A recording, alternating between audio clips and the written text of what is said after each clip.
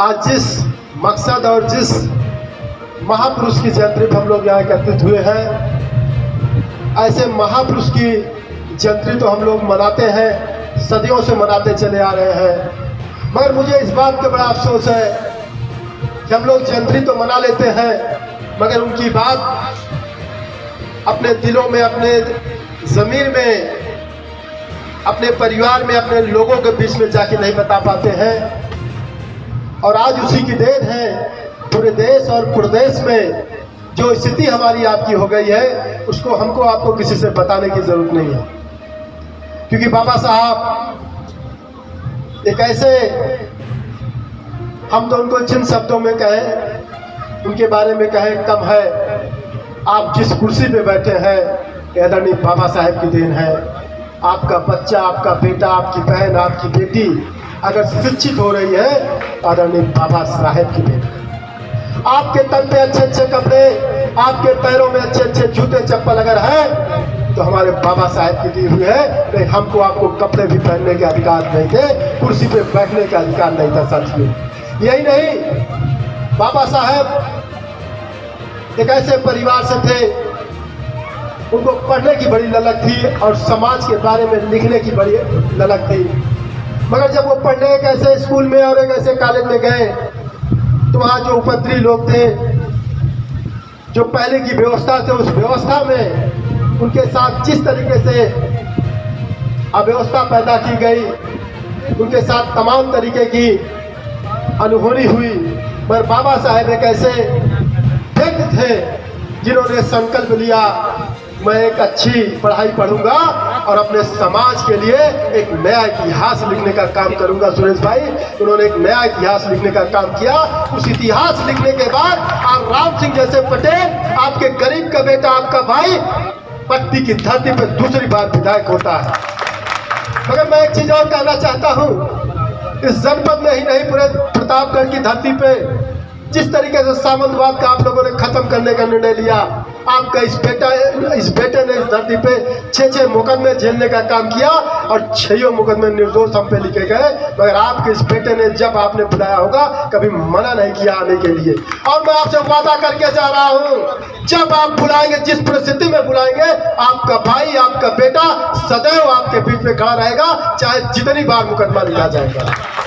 आपने देखा होगा, आज भी कुछ ऐसा परिवार है आपके बीच में जो आज भी फरारी काट रहा है, आपके बीच में नहीं है। साथियों, उस परिवार के लिए भी मैं कहना चाहता हूँ, संघर्ष हमेशा वही करता है जिसके लहू में आपके प्रति, समाज के प्रति संघर्ष करने की क्षमता होगी। वो संघर्ष कभी नहीं कर पाएगा जो व्यक्तिगत स्वार्थी होगा। साथियों, इस संघर्ष की लड़ाई में समाजवादी पार्टी और पूरा परिवार उनके साथ है। मैं दूसरी चीज, एक चीज और कहना चाहता हूं साथियों, जिन लोगों को आप लोगों ने यहाँ से खदेड़ने का काम किया और हराने का काम किया, वो सत्ता में जरूर बैठे हुए हैं, मगर हमारे आपका अब उत्पीड़न नहीं कर पाएंगे। क्योंकि आपने एक ऐसा विधायक चुना है और आपने एक बेटे को अगर आदरणीय राष्ट्रीय अध्यक्ष जी ने जिला अध्यक्ष बनाया है, तो आप विश्वास रखिएगा, आपके हर सुख दुख में आपके बगल में खड़ा रहने का हम लोग काम करेंगे। साथियों, दूसरी चीज, आदरणीय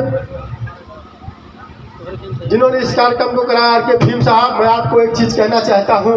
आपने कार्यक्रम कराया, समाज के लोगों को बुलाया, समाज के लोग आए, मगर समाज के लोगों से मैं अपील और निवेदन दोनों करना चाहते हैं। बाबा साहेब की अगर थोड़ी सी भी जमीन आपके शरीर में, आपकी चैन में है, तो याद रखिएगा बाबा साहब ने क्या कहा था। हम आप बिक जा रहे हैं, हम आप एक एक रुपए के लिए जो है क्या नाम से भटक रहे हैं। एक वोट हमारा आपका अधिकार है।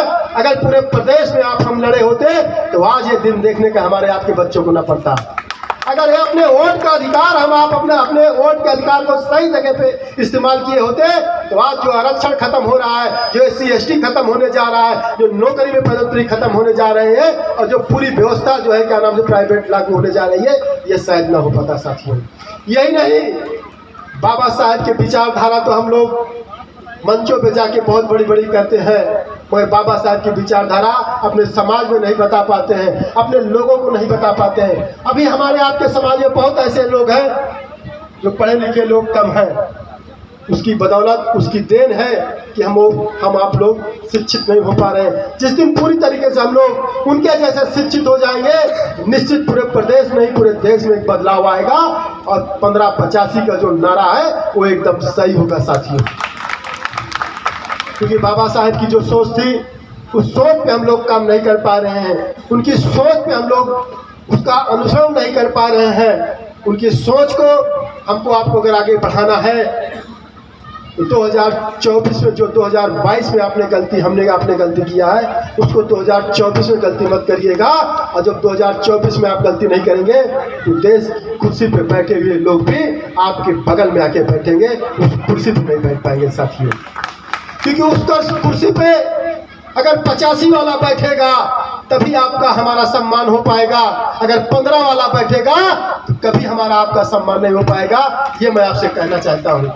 दूसरी चीज, जिस तरीके से यहाँ के लोगों ने अपना जनप्रतिनिधि, अपना लोकप्रिय विधायक चुनने का काम किया है, मैं ऐसे लोकप्रिय विधायक, ऐसे जनप्रतिनिधि, ऐसे महान भाव से निवेदन और आग्रह दोनों करूंगा। सर्व समाज को जब आप लेके चलेंगे तो निश्चित आने वाला भविष्य उज्जवल होगा और समाज और आप निश्चित, आज आप विधायक हैं, कल आप लोकसभा के सदस्य होंगे, देश की सबसे बड़ी पंचायत में भी आप जाने का काम करेंगे। निश्चित मैं आपसे एक चीज कहना चाहता हूं, मगर उसमें उसके लिए भी आपको कुछ चीजें हैं जो अनुसरण करना पड़ेगा और लोगों की भी बात आपको सुनना पड़ेगा। सर्व समाज के लोगों को आपको आगे लेके चलना होगा, उनकी लड़ाई लड़ना होगा। क्योंकि ये मत सोचिएगा कि हम विधायक तो हो गए हैं मगर हमारे आपके लोगों को उत्पीड़न नहीं होगा। जो यहाँ लोग बैठे हुए थे बहुत दिनों से कुर्सियों पे, वो लोग आज भी हमारे आपके लोगों का उत्पीड़न कर रहे हैं। आज भी थाने कोतवाली में दलाली करके मुकदमा लिखाने के हमारे आपके लोगों काम कर रहे हैं। उनकी लड़ाई हमको आपको लड़ना होगा और इस लड़ाई में मैं आपसे वादा कर रहा हूं माननीय विधायक जी, और पट्टी की जनता, देवसरा की जनता से मैं वादा करके जा रहा हूं, जब इस बेटे को, जब इस भाई को आप याद करेंगे, मैं अच्छे दिन में तो नहीं मगर आपके उस बुरे दिन में आपके साथ खड़ा रहने का काम करूंगा। ये मेरा वादा है। चाहे जितनी बार मुझ पे मुकदमा लिखा जाएगा, मैं कभी डरने वाले लोग नहीं। आपके इस भाई पे, आपके इस बेटे पे आदरणीय राष्ट्रीय अध्यक्ष अखिलेश यादव जी ने जिस तरीके विश्वास करके इस हमारे बड़े भाई को कुंडा में चुनाव लड़ाने का काम किया था, आपके इस भाई ने 70,000 वोट उनके आंती से निकालने का काम किया था, आपकी बदौलत करने का काम किया था साथियों। मेरी कोई क्षमता नहीं थी, मेरी कोई औकात नहीं थी, मैं एक गरीब का बेटा आज अगर इस मंच में खड़ा हूँ तो बाबा साहेब अम्बेडकर जी की कृपा से हम जैसे लोगों को मंच में बोलने और खड़े होने का अधिकार नहीं था साथियों। इसलिए मैं आपसे पुनः बाबा साहेब के चरणों में नमन करते हुए नमो बुद्धाय जय भीम कहने से पहले मैं एक चीज़, अगर आप सच्चे बाबा साहेब के कार्यक्रम में और बाबा साहेब की बातों को आगे बढ़ाना चाहते हैं और अपने बच्चों को शिक्षित करना चाहते हैं, सही तो यही है कि हम अच्छा कपड़ा कम पहने, अच्छा खाना कम खाएं, मगर अपने बेटी, अपने बेटे, अपने भाई, अपने बहन को अगर अच्छी शिक्षा, अच्छी तालीम देंगे तो निश्चित 1585 लागू होगा। और जो 1585 लागू होगा तो निश्चित कहीं न कहीं हमारे आपके बच्चे देश की भविष्य होंगे। इन्हीं सब शब्दों के साथ जय हिंद, जय भीम, अखिलेश यादव जिंदाबाद, समाजवादी पार्टी जिंदाबाद। बना रहे हैं हमारे मंच पर आए इस कार्यक्रम में परम आदरणीय विधायक राम सिंह पटेल जी, पृथ्वीराज जी, उनके बगल बैठे प्रबंधक वीरेंद्र सिंह यादव जी, उनके बगल बैठे महेंद्र यादव जी, सुरेश यादव जी, नेताजी राजेश यादव जी, मुन्ना पटेल जी, जगलाल पटेल जी, आए हुए तमाम साथियों को मैं क्षेत्र पंचायत सदस्य, ग्राम प्रधान और जिला पंचायत सदस्यगण, हमारे पवन सरोज जी, सबको मैं सादर प्रणाम करता हूँ। दोस्तों मुझसे पहले अभी विजय बहादुर पाल जी बोल रहे थे, उन्होंने कहा कि हम आप अम्बेडकर की जयंती मनाते हैं, उनके विचारों को आगे बढ़ाने का काम करते हैं, लेकिन हम अपने घर और परिवार में उसको लागू नहीं किया करते हैं। आज एमएलसी के चुनाव में 2100 अधिक क्षेत्र पंचायत सदस्य, बीडीसी और माननीय जिला पंचायत सदस्यगण, विधायकगण, सांसदगण के लोग बैठे थे, लेकिन फिर भी यहाँ सामंतवादी जीतने में कामयाब रही। अगर इस तरह से हम लोग परिवर्तन नहीं करेंगे, इन सामंतवादी व्यवस्था पे जो ताकते हैं इनको मुंह तोड़ जवाब देने का काम नहीं करेंगे, तब तक हम आप डॉक्टर भीमराव अम्बेडकर के अनुयायी नहीं हो सकते हैं। डॉक्टर भीमराव अम्बेडकर अकेले थे, इनको अछूत कहा गया, इनको बहुत उत्पीड़न हुआ, लेकिन उन्होंने पूरे देश में दंगा बजाने का काम किया है। आज लाखों लोग नहीं, करोड़ों लोग उनके अनुयायी हैं, फिर भी उनके बताए हुए रास्ते पे नहीं चलने का काम कर पा रहे हैं। आज ये जो भारतीय जनता पार्टी बैठी है सरकार में और प्रदेश में, इसको उखाड़ फेंकने के लिए हम आप मजबूती से अगर साथ रहे तो 2024 में इस सरकार को उखाड़ फेंकने का काम करेंगे। हम लोग समाजवादी हैं, डॉक्टर राम मनोहर लोहिया के विचारों को मानने वाले लोग हैं, डॉक्टर भीमराव अम्बेडकर के मानने वाले लोग हैं। ऐसे जुल्म और अत्याचार सरकार को, चाहे केंद्र में बैठी सरकार हो, चाहे उत्तर प्रदेश में बैठी योगी सरकार हो, चला ले बुलडोजर। अगर इसके औकात हो हमारे किसी कार्यकर्ता को ऊपर जुल्म अत्याचार करके दिखा दे, हम लोग अपने पूरी ताकत से अगर हुजूम लेकर के थाने से लेकर के डीएम कलेक्टर का घेरने का काम करेंगे। लेकिन जब हम लोगों के ऊपर मुकदमे होते हैं, जब हम लोगों के ऊपर अत्याचार होता है, जब हमारे 4-11 लोग मुलजिम बना दिए जाते हैं, इनाम घोषित कर दिया जाता है, तब हमारे आपके नेता, हमारे आपके समाज के लोग आवाज उठाने का काम नहीं करते हैं। जब तक हम आप समाज में आवाज नहीं उठाएंगे, अब की बार प्रताप ने बता दिया यहाँ सामंतवादी व्यवस्था नहीं है। यहाँ पर जो भी चुनाव लड़ा है, चाहे रामपुर से लेकर के कुंडा से लेकर के पट्टी तक, सारी सामंतवादी व्यवस्था उनकी कहीं नहीं चली है। लेकिन जब हमारे आपके लोगों ने उनको वोट दे दिया, हमारे आपके लोगों ने उनको जिताने का काम किए हैं, इसी में वो लोग कामयाब हुआ करते हैं। सारे जनप्रतिनिधियों को मैं आह्वान करता हूं, निवेदन करता हूं, आने वाले साथ में आप साथ खड़े रहिए और यहाँ के किसी की भी दलित पिछड़ों का अगर उत्पीड़न हुआ, अत्याचार हुआ, उनका मुंह तोड़ जवाब देने के लिए समाजवादी पार्टी एकदम खड़ी है, 24 घंटे तैयार रहेगी साथियों। और इन सामंतवादी व्यवस्था के जो 15% लोग हैं, इनसे नमस्कार करना बंद कर दो, इनको सम्मान करना बंद कर दो। जो हमारे डॉक्टर भीमराव अम्बेडकर का सम्मान नहीं किया करते, उनसे नमस्कार से अगर आप उनका बहिष्कार करने का काम करें। यहाँ हमारे पत्रकार बंधु हैं, मैं उनसे भी कहूंगा, यहाँ का सबसे बड़ा सामंतवाद व्यवस्था कायम किए थे माननीय मोती सिंह जी, लेकिन मोती सिंह आज एकदम अपने औकात में घुस गए हैं, अपने बिल में घुसने का काम किए हैं। केवल यहाँ की पट्टी की आम जनता ने, यहाँ के दलित और पिछड़ों ने उनको खदेड़ने का काम किया है दोस्तों।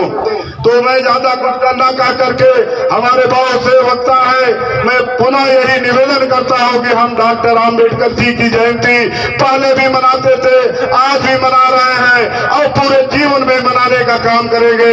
लेकिन हम उनकी जयंती ही नहीं मनाएंगे। हमारे जैसे कलाकार जी है, जौनपुर से आए राम अभिलाष जी, जो बिहार के उत्तर प्रदेश सम्राट हैं, मैं इनका भी सम्मान करता हूं। तो हम लोग जयंती मनाए, लेकिन उनके विचारों पे पहले चलने का काम करें। आने वाले समय में गलतियां न हो, जिससे कि हम इन सामंतवादी व्यवस्था से लड़ सके। और जहां भी आप लोगों को जरूरत पड़ेगी, जहां भी हमारे लोगों के ऊपर अत्याचार अन्याय होगा, वहां हम लोग आपके साथ सदैव खड़े होने का काम किए हैं, सदा खड़े होने का काम करते रहेंगे दोस्तों। रही बात मुकदमे की, कोई भी पट्टी हो, मुझसे ज्यादा एक भी मुकदमा किसी के ऊपर कायम हो तो मैं गुलामी करूंगा आपकी जीवन भर, आपके दरवाजे पे काम करूंगा। मुकदमा सबके ऊपर हुआ है, जो भी समाजवादी है, जो भी संघर्ष कर रहे हैं, मुकदमा सबके ऊपर होगा। आने वाले भी समय में अगर हम लोगों को मुकदमा कराने का काम भारतीय जनता पार्टी करेगी, उसका भी मुंह तोड़ जवाब देने का काम हम समाजवादियों में है। क्योंकि हम लोहियावादी हैं, हम अम्बेडकरवादी हैं। लोहिया ने संघर्ष करना सिखाया है, हम संघर्ष करना चाहते हैं। सत्ता मिले न मिले, लेकिन जब तक इस शरीर में जान है, जीव है, तब तक हम ऐसी सरकार से लड़ने का काम करेंगे। जय हिंद, जय भारत, जय समाजवाद, जय भीम। धन्यवाद अध्यक्ष जी। कि हम पहले वरीयता पे आपको रख के आपके कामों को करें, कहीं से आपको ये महसूस नहीं होगा मेरे स्तर से या हमारे पार्टी के लोगों को स्तर से कि आपको कहीं पीछे छोड़ा जा रहा है। आप विकास में भी बराबर के सहभागी रहेंगे और कहीं अगर कोई ऐसी बात होती जहां आपको हमारी जरूरत है, निश्चित तौर पर वहां पे भी मैं आके मदद करूंगा। और यहाँ पट्टी विधानसभा के चाहे विकास की बात हो कि चाहे और मान सम्मान की बात, हर चीज विधानसभा के माध्यम से आपके मुद्दे विधानसभा में उठते रहेंगे। हमारा एक नौजवान साथी यशवंत यादव और देवेंद्र जी खड़े हैं। यशवंत ने भी चुनाव में बहुत अच्छी मेहनत की और एक व्यवस्थित तरीके से लोगों को अच्छे से समझाना। देखो पूर्व प्रधान वहाँ के बैठे हैं, सीतापुर राधे के चौरसिया, धर्मेंद्र भी बैठे हैं, हंसराज भाई हैं। तो ऐसे बड़ी संख्या में जहाँ तक नजर जाएगी देखते हैं बीच बीच कहाँ कितने लोगों को संबोधित कर पाया जाता है। जहाँ जरूरत पड़ेगी हम आपकी मदद करेंगे, बशर्ते देखिए आज कम से कम जब हम यहाँ 14 अप्रैल के दिन यहाँ इकट्ठे हुए हैं तो डॉक्टर साहब ने जो हमको और आपको संविधान दिया, जिसकी बदौलत हम और आप कम से कम शोषण का उतना शिकार नहीं हो रहे हैं जहाँ पहले बहुत बड़ी संख्या में होते थे।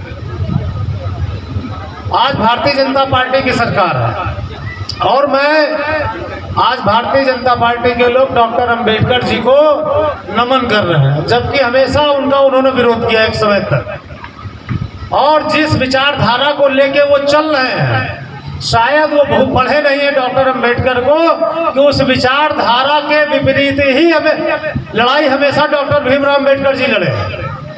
और बहुत फेमस एक चीज ये है डॉक्टर अंबेडकर जी की कि जब दो बातों पे उनसे बात की गई तो उन्होंने साफ साफ मना कर दिया था। एक हिंदू राष्ट्र की परिकल्पना जो उनको दिखाई जाए तो उन्होंने कहा था कि मैं ऐसे हिंदू राष्ट्र की परिकल्पना कभी नहीं कर सकता जहां पे दलितों के साथ अमानवीय व्यवहार होता हो, उनको आदमी ना समझा जाता हो, इंसान ना समझा जाता हो। तो ऐसे राष्ट्र की परिकल्पना हमको नहीं करनी।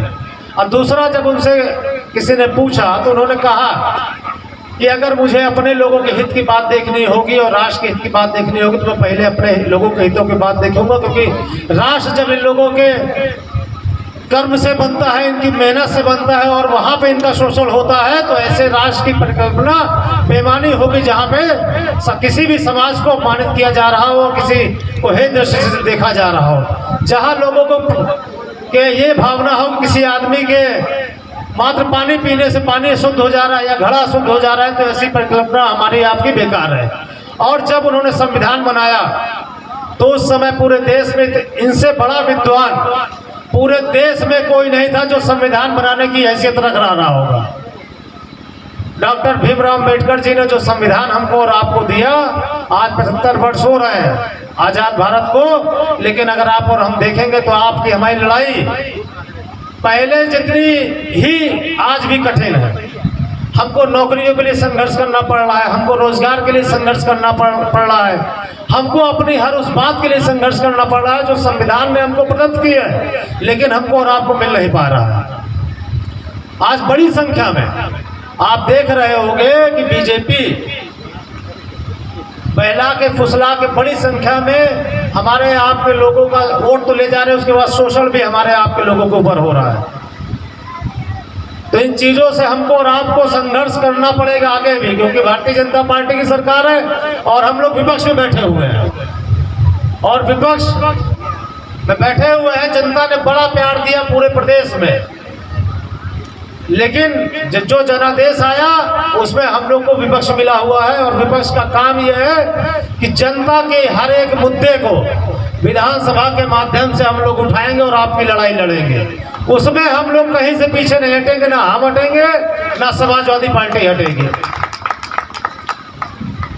समय का आज क्योंकि कार्यक्रम मेरे और भी लगे हुए हैं, समय कम है, लेकिन मैं उम्मीद करता हूं कि ये इसी तरह कार्यक्रम हर वर्ष और बड़ी संख्या में लोगों को बुला के हम लोग मनाते रहेंगे। और मैं आपको भरोसा देता हूं कि हर वर्ष आज के दिन मैं विधानसभा में ही रहूंगा और जहां जहां कार्यक्रम होगा डॉक्टर साहब के सम्मान में मैं हर जगह जाने का प्रयास करूंगा।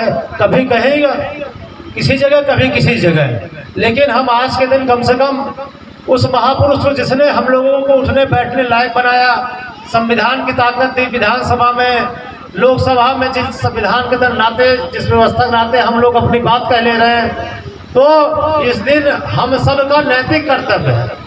और मैं तो कहता हूँ जितनी बड़ी संख्या में लोग, हमारे और आपके लोग, मैं जब महाशिवरात्रि का त्यौहार होता है, भाई मनाइए, जिसकी श्रद्धा मनाइए, मैं नहीं कह रहा हूँ, बड़े बड़े धार्मिक आयोजन होते हैं, सब लोग मनाते हैं, लेकिन साथ साथ हमें इस दिशा में प्रयास करना चाहिए कि जब हम इतना समय बाकी चीज़ों के लिए निकालते हैं, तो ऐसे ही महापुरुषों के लिए भी हम लोग समय निकालें, उस दिन को इस रूप में याद करें और उनके संघर्ष को याद करें कि उनके संघर्ष की बदौलत आज हम लोग यहाँ पर बैठे हुए हैं। उस संघर्ष को हमको और आपको नहीं भूलना चाहिए। डॉक्टर लोहिया, डॉक्टर अंबेडकर, आदरणीय नेताजी, न जाने कितने महापुरुषों ने अपना जीवन सर्वस्व त्याग दिया हमको और आपको सही दिशा देने के लिए, सही तरीके से रहने के लिए, ससम्मान कैसे हमारा आपका सुरक्षित रहे, मान सम्मान, उसके लिए। तो उन चीज़ों को हमको और आपको हमेशा अपने जहन में रखना चाहिए।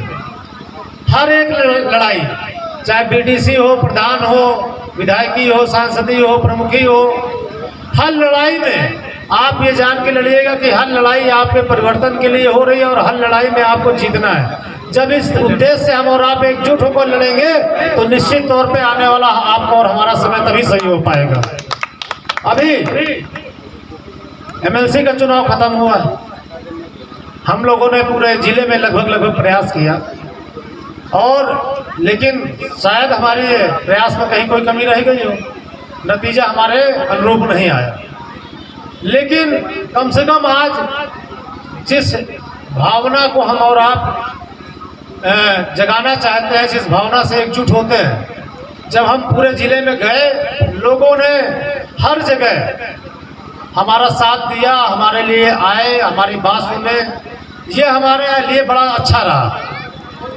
क्योंकि जब तक हम और आप संवाद में अगर कम रहे और एक दूसरे से बात ना कह पाए या एक दूसरे की भावना ना समझ पाए, तो हमारा आपका संघर्ष कहीं ना कहीं कमजोर होता है। तो इस संघर्ष में कहीं से पीछे मत हटिएगा, मैं यही कहना चाहता हूं। केवल लड़ाई अभी और कठिन होगी हम लोगों की, लेकिन मुझे भरोसा है कि जिस प्यार आशीर्वाद के साथ आपने हमको इतना बड़ा जनादेश दिया, मुझे अपने ऊपर विश्वास है कि मैं आपकी लड़ाई बेहतर तरीके से लड़ के दिखाऊंगा। मैं इस मंच के माध्यम से आपको अवगत कराना चाहता हूँ। बस थोड़ा सा एक निवेदन है, और सबसे बड़ा आपका और हमारा काम ये है कि शिक्षा ही एकमात्र माध्यम है जिससे आप और हम अपने समाज का भला कर सकते हैं, प्रदेश का भला कर सकते हैं, देश का भला कर सकते हैं। इसके अलावा कोई तरीका नहीं है। जब तक हम और आप शिक्षित नहीं होंगे, किसी चीज़ को समझ नहीं पाएंगे। एक बेटी, जब मैं आया, एक बेटी यहाँ बोल रही थी और उसने सबसे बड़ा शिक्षा के ऊपर ही बोला। ये बात सही है कि हमारे यहाँ सरकारी विद्यालयों में पढ़ाई का वो स्तर नहीं है जो होना चाहिए था, और जबकि सबसे ज़्यादा जिम्मेदार सरकारी विद्यालयों में पढ़ाने वाले लोग हैं। सरकारी विद्यालय में अगर पढ़ाने वाले लोग अच्छे से पढ़ाने लगे तो हमारे आपकी आधी समस्याएं उसी दिन समाप्त हो जाएं। क्योंकि सरकारी विद्यालयों में गरीब का बच्चा पढ़ता है जो महंगी शिक्षा नहीं अफोर्ड कर पा रहा है। उस बेटी की बात मैंने सुनी है, मैं उस दिशा में जरूर काम करूंगा। शिक्षा के क्षेत्र में मैंने पहले भी प्रयास किया अपने तरफ से, और आने वाले समय में और अच्छा माहौल हमारे बच्चों को कैसे मिल सकता है शिक्षा की दिशा में, उसके लिए मुझे प्रयास करना है। उसके लिए मैं मदद करूंगा, चाहे वो सरकारी विद्यालय होंगे, चाहे बाकी जो अपने लोग विद्यालय चला रहे हैं उनकी मदद करूंगा। बस उनसे हमारा एक निवेदन रहेगा कि अपने यहाँ से ऐसी शिक्षा दीजिएगा कि किसी बच्चे का भविष्य कम से कम इस बात पर निकले कि हाँ, इस फलाने विद्यालय से पढ़ के बच्चा आज कहीं तक पहुँच पाया है। तो यही निवेदन है, क्योंकि सब लोग इस गर्मी में बैठे हैं और सब जो है चेहरे से लग रहा थकावट आ चुकी है, सबके चेहरे से लग रहा काफ़ी देर से बैठे हैं। तो अब आगे भी हम लोग को जाने दीजिए। अब इन्हीं बातों के साथ, इसी निवेदन अपील के साथ कि इस भाईचारे को हमको बना के रखना है, और मैं भरोसा दे रहा हूं आपको कि मैं आपके साथ कंधे से कंधा मिलाकर हर लड़ाई में आपका सहयोग करूंगा। बहुत बहुत धन्यवाद आप सबका, बहुत बहुत आभार।